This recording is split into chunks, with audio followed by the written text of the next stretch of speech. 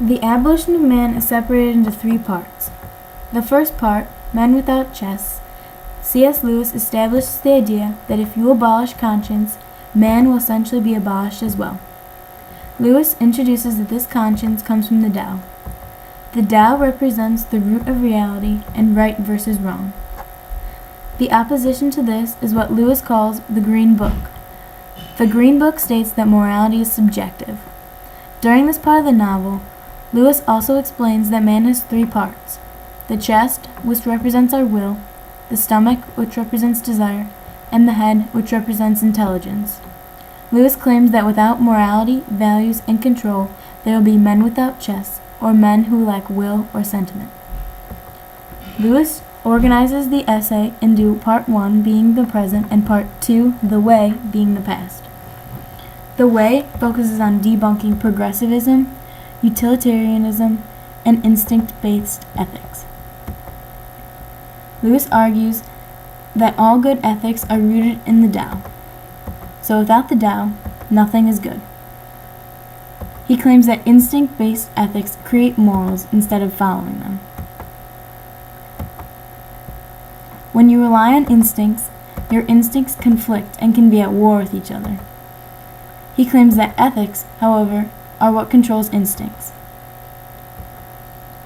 He also implies that advancement is not equivalent to innovation. Instead, advancement is progress, while innovation rejects other things.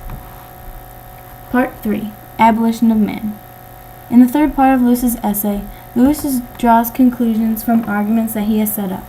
First, he addresses the man versus nature argument, where it is believed that the fight is over when man has conquered nature. Lewis uses the analogy of an airplane to say that man does not have the power to fly himself.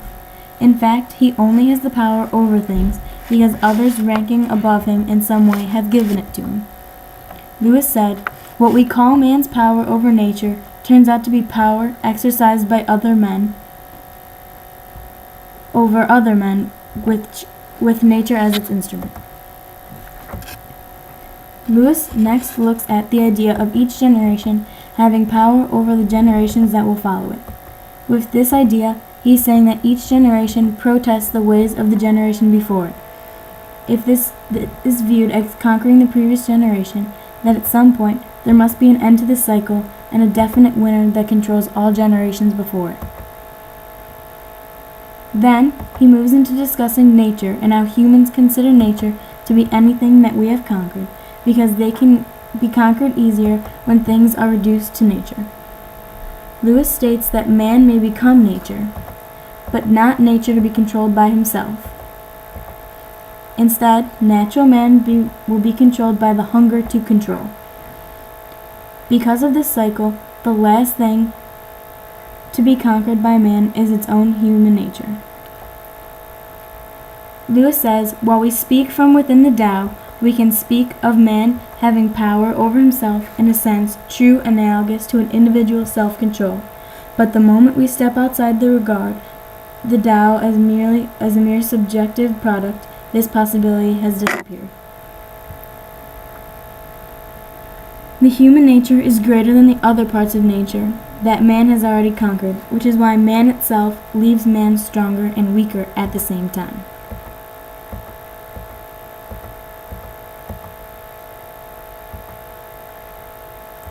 Lewis also suggests that humanity is controlled by conditioners, which are the things that drive values and characteristics should be represented in humanity, making their own Tao in the people they condition. They keep the original Tao inside of them to be keepers of the real truth, so that this real truth is passed on from them into all of the people they condition.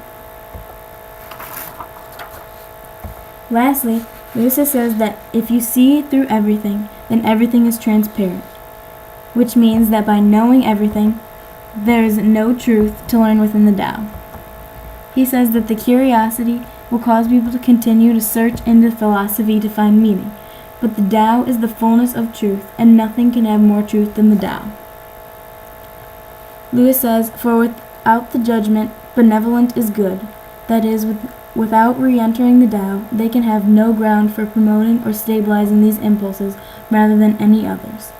He also says that only the Tao provides a common law of action which can overarch rulers and ruled alike.